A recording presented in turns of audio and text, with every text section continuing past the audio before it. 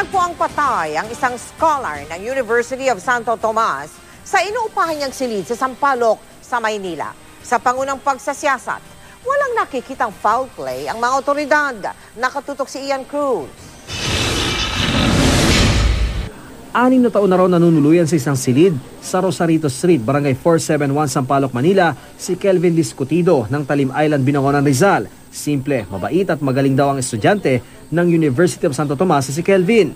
Yung mga classmates niya sa UST, nagpunta rito, silang nagsabi na he graduated magna cum laude, medical technology siya sa UST, tapos board top notcher.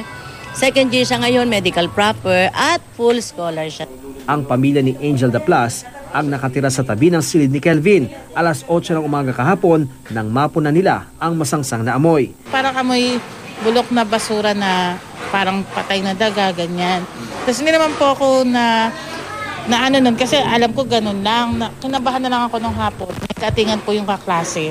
Nung sinabi po na 2 days na daw po nila na walang kontak, kinokontak nila, hindi nila makontak. Dito na kinutuban ng masama ang mga residente. Kaya sa tulong ng mga taga-barangay, pwersahang pinasok ang silid.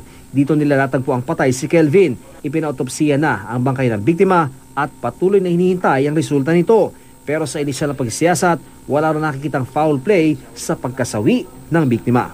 Siguro sakit. Kasi sakit yung talagang sinasabi nila dun eh. Hindi naman siguro bangungot yun. Pero malalaman natin yun pag nakuha na natin yung report from the SOCO, yung autopsy report. Ian Cruz, nakatutok, 24 Oras.